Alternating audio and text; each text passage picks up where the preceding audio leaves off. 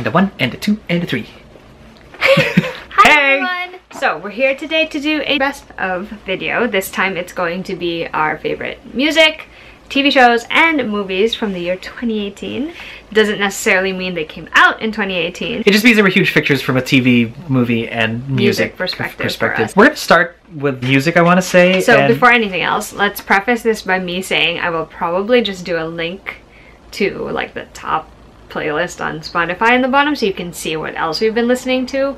But all of the people that we're probably going to mention are probably on that list, so. Fair enough. This is probably the only crossover that we'll have. For those of you who have been watching this channel for a long time and seeing Alexa blog, you'll know that she's a huge Taylor Swift fan. So am I. Actually got into Taylor Swift because of her, and mostly because a lot of her songs are narratives, and that's sort of what I personally appreciate about it. So when Reputation came out last year, and the tour obviously happened this year, no surprise that she is kind of one of our top fixtures for music. It's a definitely different narrative from the from the kind of girl with her teardrops on her guitar and all of that stuff. I mean, very new person that has been blaming other people for what she's done, so and asking them to look at what they made her do. Very different Taylor that we've seen, but it's cheeky. It was a great tour. It really was. I quite enjoyed it. It was pretty fun. I love that Getaway Car just happens to be sort of a rundown from 1989. It's got that vibe to it, sort of semi-80s whatever thing. So that's the one overlap that Alexa. She'll probably have more thoughts when she talks about Taylor, but for me, no. I mean, like, you basically covered it. I just really think that it's very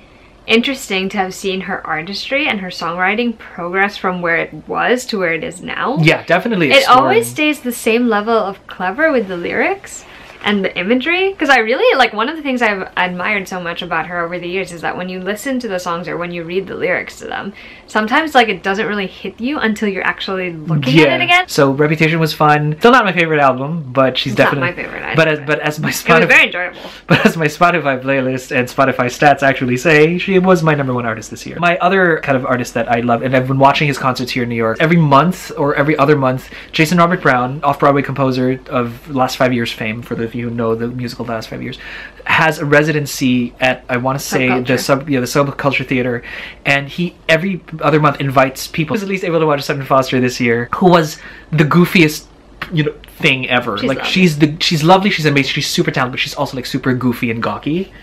Like, she's just as awkward as her characters are on Younger and Bunheads. So Jason Robert Brown is, and his album came out this year as well. Oh yeah, the new one. The new one with like all the different ones. Still love Jason Robert Brown. I thank him so much for writing his music because I can sing them. It's one of the few kind of songs that I really want to sing and I really love performing. And for him to keep putting stuff out is really cool. So the first artist I'm going to mention is a relatively new one to me. It's Maggie Rogers, and the reason why I know who she is because of Rachel from Hello Charlie, because she put the song Alaska on my radar. And ever since then, I've been listening on and up to her music. I really like her sound. I think it's something different from what I would normally listen to, and I just genuinely appreciate the fact that, now that I have all these friends who are so into music, sometimes I will listen to things that aren't necessarily what I would normally go for, and it ends up becoming something I'm into. So Maggie Rogers made my list this year. Jumping off of my Jason Robert Brown kick, Songs for a New World, which is one of the first musicals that Jason had actually put together, was restaged this year with Shoshana Bean. We loved every single thing that Shoshana did in that. So Shoshana, for those you don't know, is a Broadway theater star as well. Recently, and again, there's a thread here, did a Taylor Swift cover of I Want to Say I Did Something Bad. Just her, Cynthia Erivo, who was also one of our favorite Broadway stars, and a cello and a violin, and that was it. That was the entire arrangement of it. She had a concert this year with an also guested Cynthia Erivo at the Apollo Theater, and it's just been the year of like Shoshana and Jason and Taylor and Cynthia. It's just such a great year. I just love her, so inspiring. The girl's got attitude, the girl's got pipes, and just love her all around, so show me. Next, I'm going to talk about an artist that I've actually been listening to for quite some time, and that's Jess Glynn. She came out with a new album this year called Always in Between, and I love it. I'm so excited because my sister Rachel and I are going to be seeing her in concert next year. Hooray. So my two favorite songs off the album are All I Am and Thursday, which is a song that she co-wrote with Ed Sheeran. One of the artists that featured largely for me here in 2018 was an artist actually from my childhood. My mother had loved this artist back in the day. Her name is Basha. She has the same band as some collaborators that she's been making music with for like ages and ages and ages. because, you know, she sang all of the crowd favorites that night. I was able to drag Alexa out to that concert. She's one of those jazz Basha fusion singers, and she was just amazing even after all of these years, so still kind of pristine. I loved her because the way she uses lyrics, maybe because she isn't a native like English speaker, she's Polish, so the way she crafts her thoughts in the English language is just very, very interesting, and her lyrics are so poignant and beautiful, and a lot of it is sad, so which I didn't realize until that night, that one of my favorite songs, Time and Tide, was actually a breakup song. I had no idea, but it was a great experience, and I'm just so glad that this relic from my childhood had finally come back. The next artist I'm going to talk about is Lanie, and it's because of my sister Mel that I was listening to the new album that they released this year, Malibu Nights. I really like their sound. It's, again, one of those things where I probably wouldn't have listened to them on my own, and were it not for someone else being like, you might enjoy this, I probably would never have found it. So in particular, I love the songs Thick and Thin and Through These Tears from that album, but the entire thing is actually a really great listen. The next person I want to mention is also someone whose music I've really enjoyed for a while, and that's Ariana Grande. She released an album this year called Sweetener, and I loved it. I just really enjoyed this album a lot. Cool. That's all I gotta say about that. So speaking of blasts from the past, so the Goo Goo Dolls were here in New York. From the past. The Goo Goo Dolls were here in New York for the 20th anniversary tour of Dizzy Up the Girl, the album that had songs that people are familiar with the most, Iris, right, from City of Angels. Ironically, not my favorite song from the Goo Goo Dolls, even if that was the first song that would kind of made them famous across the entire universe. Everyone was like, oh my god, you should listen to Iris, it's the coolest song ever. She's like, alright. And then I heard Black Balloon, and then I heard Name, and then I heard a bunch of other songs from Dizzy Up. I heard Slide from the, and they played the entire record that night at the Apollo, plus a couple of other songs, and it was the funnest thing ever. An artist that I got to see actually in concert this year, who I really enjoyed seeing in concert this year, was Sam Smith. So go figure that he actually features on like a bazillion of my playlists. His latest album was The Thrill of It All, and that one came out last year. But I gotta say, like, just listening to his entire like track list while, you know, in the weeks leading up to the show, it was really fun. And then afterward I was obsessive about it because he's so good live. He's just flipping fantastic. It's just amazing, and I really enjoy his music. Most of it is right up my alley. It was really fun just to see him in concert and then to get re-obsessed with all over again his track list. And again, this was a year of blasts from the past. Sarah McLachlan actually had a concert. It was absolutely worth the trip. She came by herself and just played on the piano and the guitar, and she is as pristine, if not necessarily a better singer than she ever was back in the day. I showed some clips to my cousin, and she was like, oh my gosh, she has not aged. She has, but she hasn't, and her voice is it's so much better. She loves the sad stuff too. And go figure, all of the people that I listen to like it sad. It was such a treat to actually see her and just be like this close. I was like 3 seats away from like the stage, and she was just like my vocal goddess to this day. Here's a funny story. I actually got to see this person perform as an opening act in 2016, and I knew like 1 or 2 of his songs at the time, and I was like, okay, cool. 20 billion little girls screaming. Yeah. Cut to 2018, you know, and this person drops a new album. It's self-titled, which is why I'm not going to say what it is until we get to this point. But suffice to say, like, I end up getting very obsessed with this album. And if you were wondering who I'm talking about, it's actually Shawn Mendes. Here's the thing. Did not think I was going to love this album, and yet here we are. Literally, my number 2 song, I think, for the entire year is from that album. It's a song called Falling All In You. What I enjoy about his album is that it's also, much like Taylor Swift, very narrative. Like, every song has a story. Also, it's just the best, like, fan fiction inspiration I've had in such a long time. I just, it's so good for that. I really love his album. I genuinely think it's worth checking out. I'm really excited because I'm gonna watch him with my sister next year. So that's very, very exciting. And now my breakout artist of the year, as though she was like, she's been around for like ever.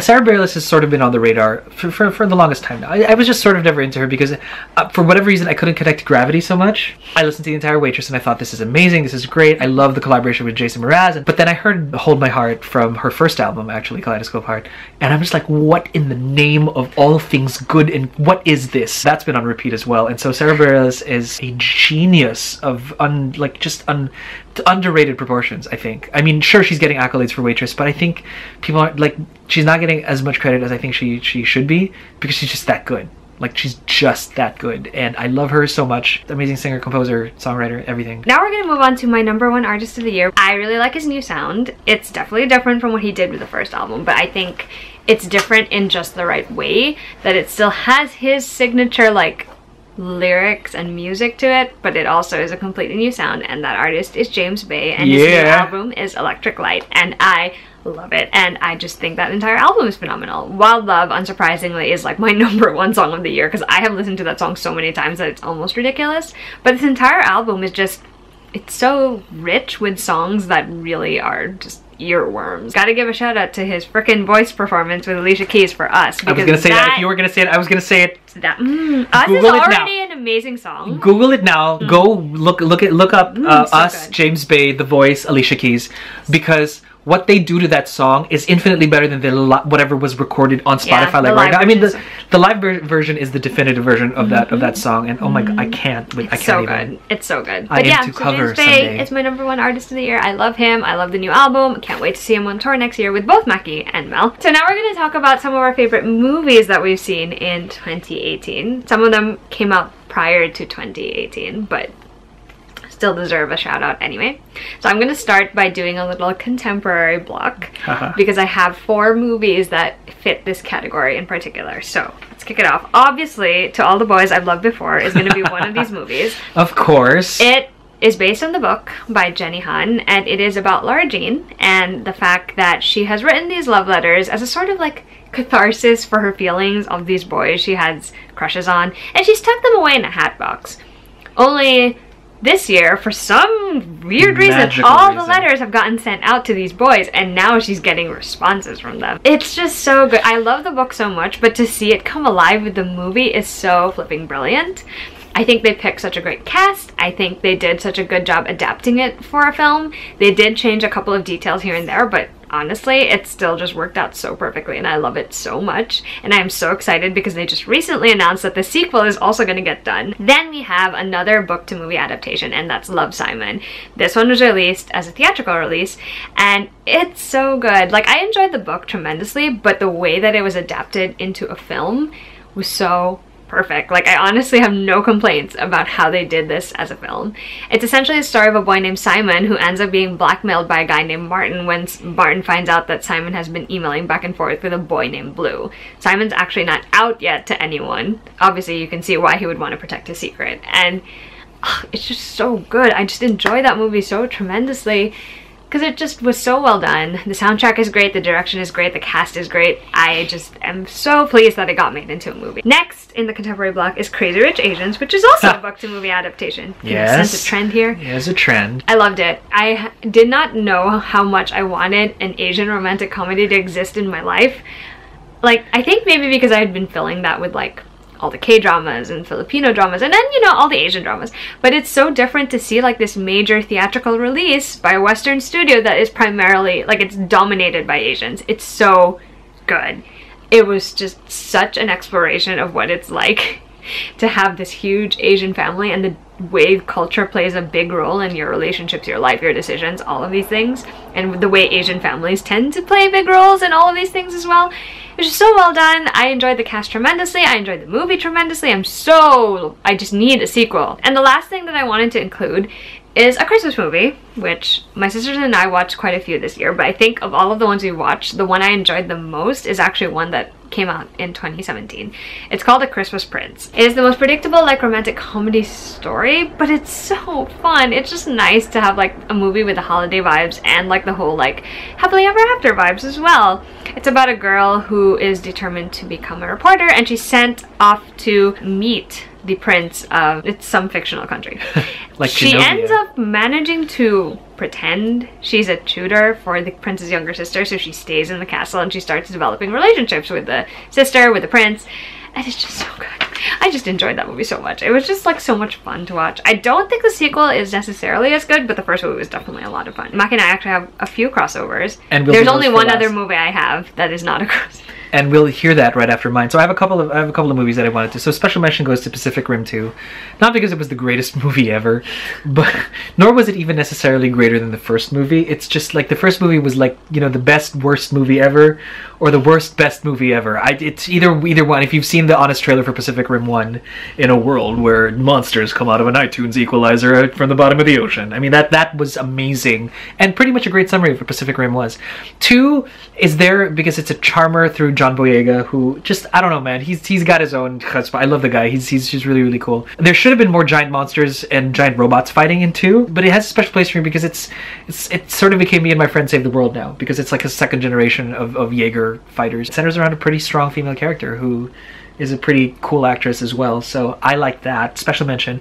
But what really, really grabbed my attention from out of nowhere, because I don't watch movies like these, is the Hotel Artemis. The basic premise of Hotel Artemis is, it's called the Hotel Artemis. It's a building in the middle of, like, I want to say Los Angeles. It looks like a hotel. It's semi-decrepit. It looks like a seedy motel type thing, but it's actually a hospital for criminals that you have to pay membership for to get in, and only the people that have that RFID scan or whatever embedded in their skin that have paid membership comes in. Even the boss who founded the hotel has to follow the rules, which is if you're maximum occupancy, nobody else can get in, even if you're dead, dying, or bleeding outside. And you do kind of get patched up, and it's the night of a terrible riot, and 5 crooks try to get in, and it's this madcap thing, and the head nurse / doctor is Jodie Foster. Sold.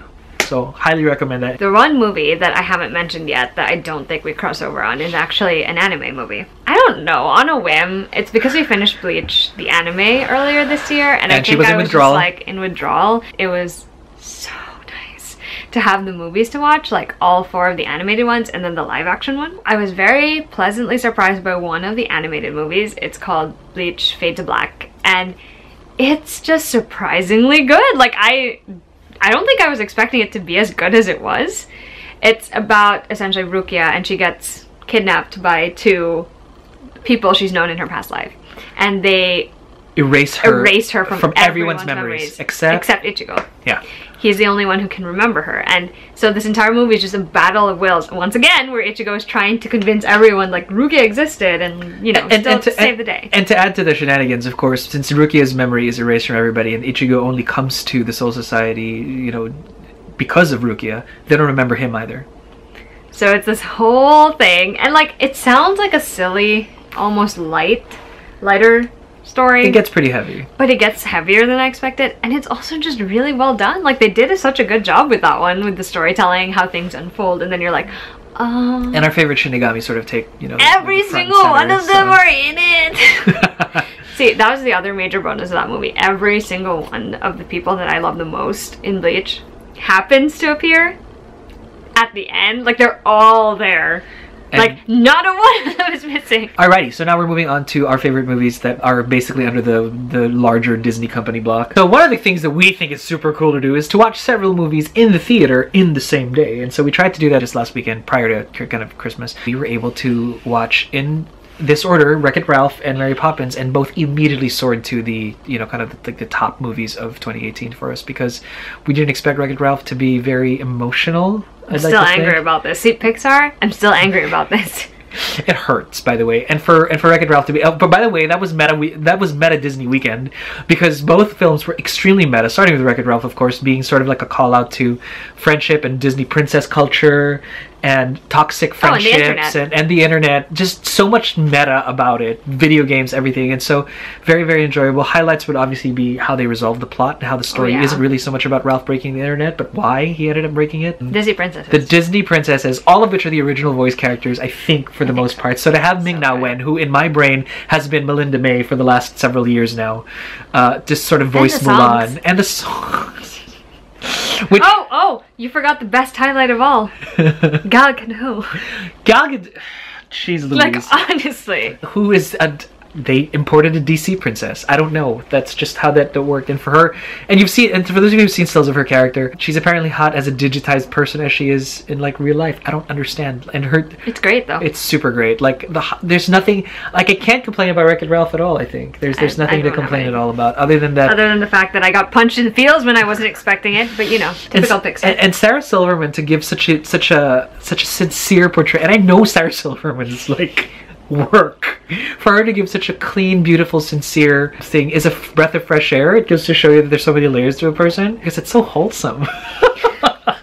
And it's so earnest with her just wanting to follow her dreams, which is, I think, you know, not disingenuous for Sarah Silverman either in her quest for authenticity and trying to be, you know, just trying to be a real person in this world and a comedian at the same time. So it's so you got, you know, respect for her being able to pull off Vanellope von Schweetz absolutely well. Leading us to Mary Poppins. Oh, Mary Poppins. First of all, it was such a visual delight.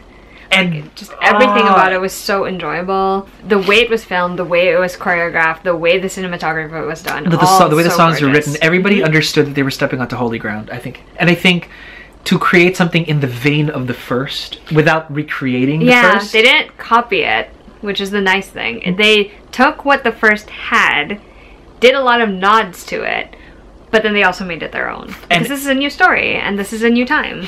And what's interesting to me is because I did watch Saving Mr. Banks, and I do know the story sort of behind the kind of like the authors, like, you know, raison d'etre for writing the books, that the central character now, which is Michael, now Mr. Banks, and for Mary Poppins to come back and save Mr. Banks once more is thematic. It's always about saving Mr. Banks, and it just blows my mind, and it's just so beautiful and poignant, and a return to sort of innocence and childhood, you know, in spite of the world being terrible, and it is, and it can be, but to find the beauty and the magic of it, and sometimes the need to have a reminder is just grade A good stuff. I am too biased to even review it. Obviously, Mary Poppins fans. So that was great and such a treat. So we're coming to the last section, and it's basically the Marvel block. Section. Macky can start off because he has one that I don't have on my list. Yeah. So even though I enjoyed it too. Special mention to Ant-Man and the Wasp. It was enjoyable. And I thought the story was really good. But Paul Rudd's just fun. Paul Rudd is Paul Rudd. I absolutely loved it because Evangeline Lilly obviously was an amazing Wasp. It was just a fun romp. They took everything that was kind of Marvel and light and quippy and whatever, and they just tuned it all up all the way through. And it gets special mention because it's a great kind of I also think it was addition. Just a nice departure from the other two Marvel movies we're about to talk about, because like don't get me wrong, it had serious problems and like high stakes. Yeah, but they're all idiots. But exactly. With the exception for the Pims and the Van Dynes, they're all idiots. I swear, there's just no. I can't even take anyone seriously. So that aside, let's talk about Avengers Infinity War for a little bit, because that was so heavy. It was great though. I thought it was so good. So heavy. I like how they took all these different storylines and all these different things that were happening and eventually led them all to the same place-ish, sort of. What Avengers Infinity War does successfully is to kind of set the stage for the close of it. Like, it sets the stage for, well, this is how the end begins, and this is how we end, like, what, 10 years of Marvel Cinematic History with everybody that we know and love so far. Oh my goodness. It was so good because there's so many moving parts, and sometimes when you try to do a story like that, a lot of things can get lost in it. But what I think they did successfully in this one is that they managed to balance most of the moving parts. They made it so that the meetups were very organic, like whoever ended up meeting up in person. Yeah. It was very, like, it made sense that those people would meet up. You know what I mean? It was a great A, B, and C plot, like all the way through. Yeah, everything about it was just enjoyable. So great all around, which leads us to our favorite movie of the entire year. It's so well. It's so well written. It's well written. It was well filmed. The script, well casted. The cast was amazing. The acting was on visually point. It's beautiful. Stunning. Nothing to complain about. Really, like, I can't think of a single thing that I have to complain about this movie. And it's a great introduction to this part of the Marvel Universe that we've never seen before. Or never knew we even wanted or needed until such time. Obviously need it now. Obviously we're talking about Black Panther. Which is so amazing. I can't even believe it. Macky had to remind me that it came out this year. Because in my mind, like, I've loved it forever. Like, that's how I feel. Like, it's been around for as long as Wakanda has been around. Yeah, basically. You know what I mean? But it's been there in my mind. It's just such a great story. I didn't think I would love a superhero movie that much. Same. Because it didn't feel like a superhero movie. Yeah. Because unlike the others, this one's a king. Okay, he has a kingdom. This almost borderline fantasy, high fantasy, because it's about kingdoms and thrones and rulership and lineage and legacy that you don't necessarily have with, like, a kid from Brooklyn or from like a rich kid who, you know, like Stark, and you don't have that kind of legacy the way you associate with kings and monarchs and kingdoms. So good. It's Rights of Succession. Incredible. If you haven't seen it yet, go fix that. So now we're going to move on to TV shows. As you guys know, I don't actually watch a lot of TV. I tend to prefer binging my shows as opposed to watching them live. There are, however, a couple of shows that I make the exception for. So we're going to talk about one that Macky and I have in common first, even though it's technically going to, like, throw everything out of whack. But who cares? So one show that we both follow religiously is Boruto. It's a new generation. It's basically the kids of all of the original characters. I want to say 15, almost 15 years, 11 years after the... I think. Naruto is now the Hokage of the Hidden Leaf Village. And all his friends serve different functions within the village at this point. Or in other villages as well. Or in other villages. Here's the thing that I think is the most important about Boruto. It's not only got the same vibe and charm that drew us both into watching Naruto and loving it so much. You're experiencing it all through the eyes of someone new. And they're so, at first you think they're a lot like their parents. And then you realize that there's a nuance different. there, and they're forging their own path. And I think that's so great. It's so nice to see that again, to experience that again, but in a different way. Yeah, it does. And in a different era where it's no longer about wars, fighting with other villages. Whatever. I mean, with Naruto's era, it was about like kind of uniting the world. Here, it's about navigating a world that is united and finding your own way. And how even though the world is united, it even doesn't then there's still some rifts and factions. And for Boruto to sort of like be the center of this thing, and to be as inclusive as his father was, without him knowing that he was being exactly like the dad that he's kind of got beef with, is just fun to watch and to see him come into his own. And it's still ongoing, in case you're wondering.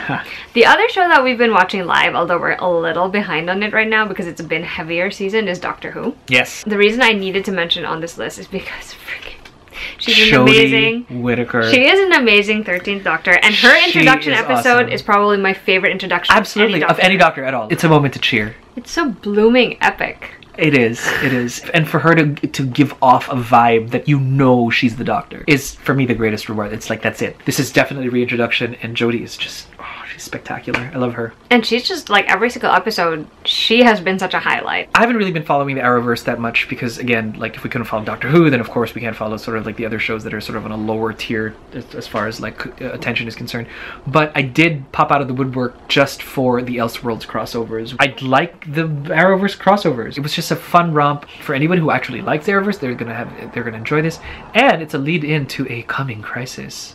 Yeah, that's what's going to be for next year, Crisis on Infinite Earths. It's just fun. It's fun candy, good stuff that, you know, you can't complain about too much if you just chill. Watch it. It's really fun. It should be on the CW feed right now, or the CW app. The only other, like, live action show that I want to mention is The Good Place. I started watching that show on a whim with my sister Rachel, and the entire premise of it is that Eleanor wakes up in the Good Place, and she's told that she's there because she's done so many good things while she was on Earth, and that in the Good Place you are assigned your home and you are assigned a soulmate just based on your life on Earth, and it's all about Eleanor navigating her life in the Good Place. It's so good. I expected to enjoy it, but I didn't think I was going to love it. First of all, Kristen Bell is amazing in it. Yeah. Second of all, they picked such a great supporting cast and supporting characters to make up this story, and I think it's just so well done. It's both comedic and heartfelt at the same time, and it's very clever in the way that it explores the concepts of heaven and soulmates and, you know, good versus bad and karma and stuff like that. It's very, very interesting. It was a great show all around.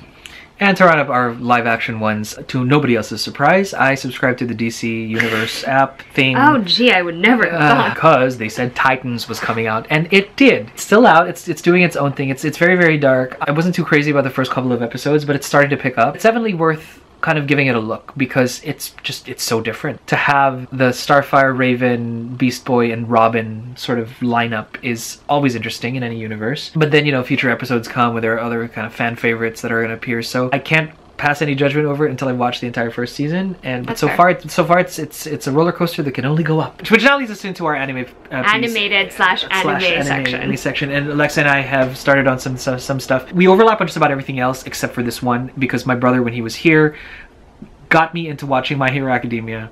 And I was able to watch, I think, like the first season and a half or something. It was like, I get the hype now. I do, but I love it. Like, I totally understand all of the hype of My Hero Academia. It's a very simple premise. It's actually almost a masterclass in storytelling, and that just make the main thing, and just tell it. And this is a story about Midoriya who just wants to be a hero. That's it. That's all he wants to do.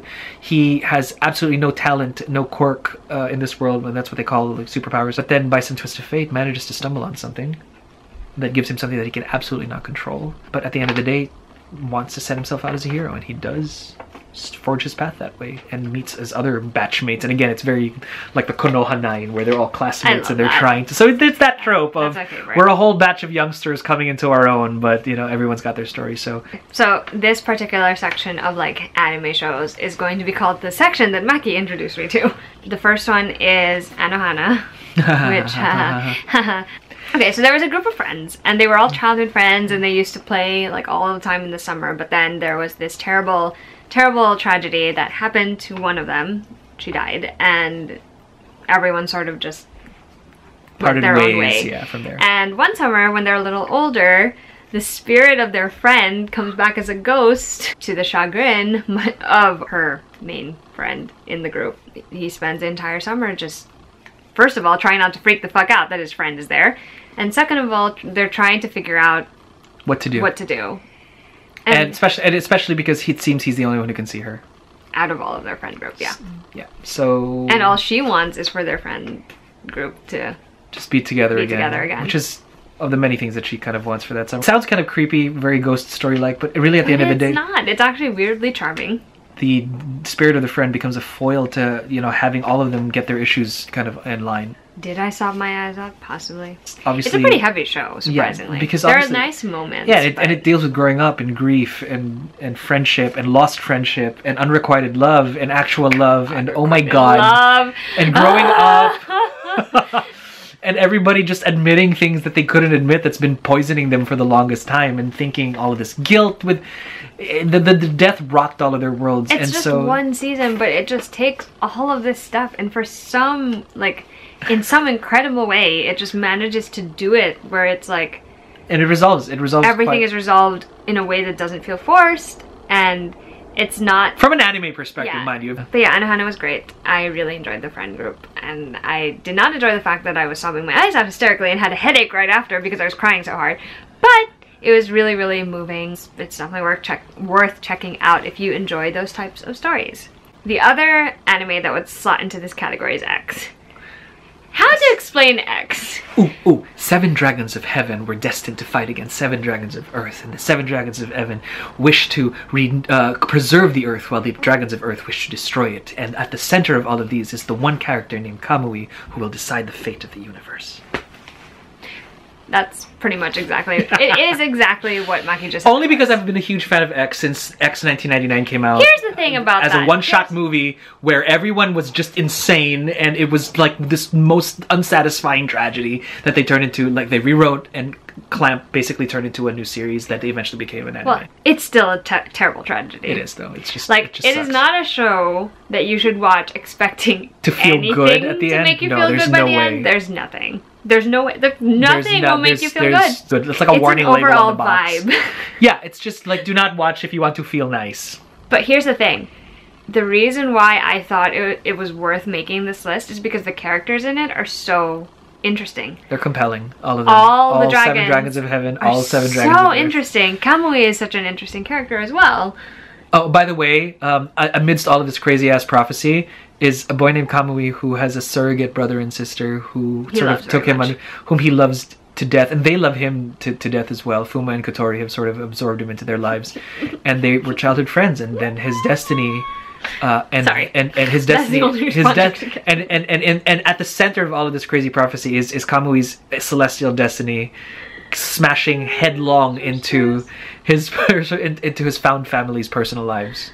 So that's not fun, but it worked. It was very stressful. Both of these series that I just mentioned were very stressful to watch, and yet somehow I managed to binge them both. So the next section, we are now going to call it the section that of the anime I watched because Kristen told me to. First is going to be Ancient Magus Bride. It's kind of a questionable premise because Elias is a magician. But he has like a skull head with like horns and like gloves and teeth. He buys from an auction and he is determined to teach her how to be a magus and also to essentially preserve her life. It's dark also. It's got a dark edge to it, but here's the thing.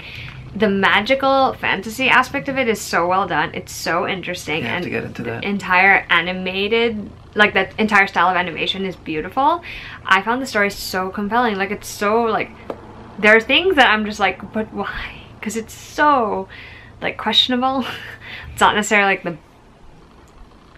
lightest story that you've ever read, but I find it so interesting the way that it explores more of a Western type fantasy but also still has the touch of Japanese in there, and I'm like dead because I have to know what happens next after that season, so they better be animating the rest of it. But luckily the other 2 anime that I watched because of Kristen are slightly lighter in tone. We're going to start with Real Life, which I am obsessed with. It is essentially this entire plot where this guy is unemployed until he one day is offered this job by a stranger, and in order to, you know, accept it, what'll essentially happen is he has to take this pill, and it's going to turn him back into like a high school student, and he's going to go back into high school, and like they're going to record his entire experience as real life. The main character somehow ends up at first like really enjoying it for himself, like this whole high school thing, but then he realizes like this is his chance to change things, and this is his chance to do things for all of these other people that he suddenly becomes friends with or forms relationships with.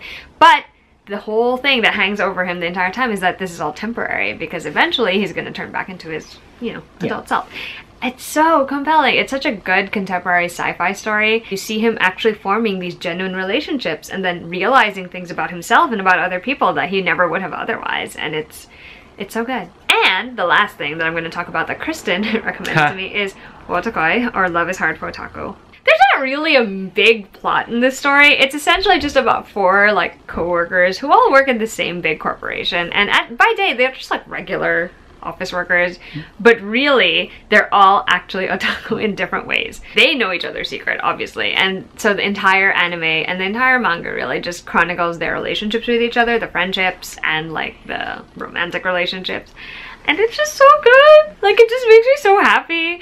The fact they're able to incorporate so much nuance about how actual otakus in real life, i.e. like this, sort of just weave their fandoms into their everyday like life. Their conversations, the way that they think, the way that they argue, the dumb things that they argue about. It's all rooted in, obviously, their fandoms. And so to have slice of life kind of experience of that, it's just really also fun. I just love all the characters so much.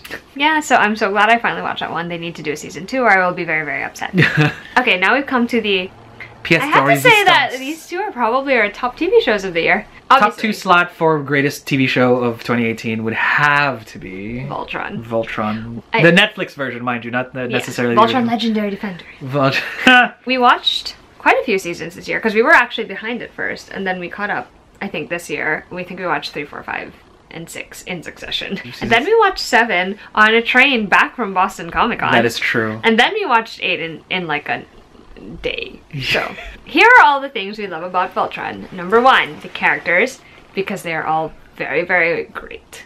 They're fleshed out, they have character development, which is unheard of from an 80s like trope, and now that they've redone it, just absolutely We're particularly fond of the Paladins, both former and current. I think it's just very well done, the way that they play off these characters on their own as individuals and in relation to one another, because everyone has a different relationship with all the other members of their little... Yeah, and to be honest, I think it's really just the characters that have us invested. I mean, if the characters weren't this great, we wouldn't... It's a love-hate relationship with everything else. That's true. Which we will talk. We'll get to in a bit, but we just want to get it out of the way that it's the characters that I think shine the most for Voltron. We are in love with these characters. We love them so much, and that's the only reason we had to stick it out, you know, through thick and thin, basically. Do I have a favorite? And by thick and thin, I mean plot. As a TV show with a like in terms of plot and in terms of episodes, it's not always necessarily perfect or great.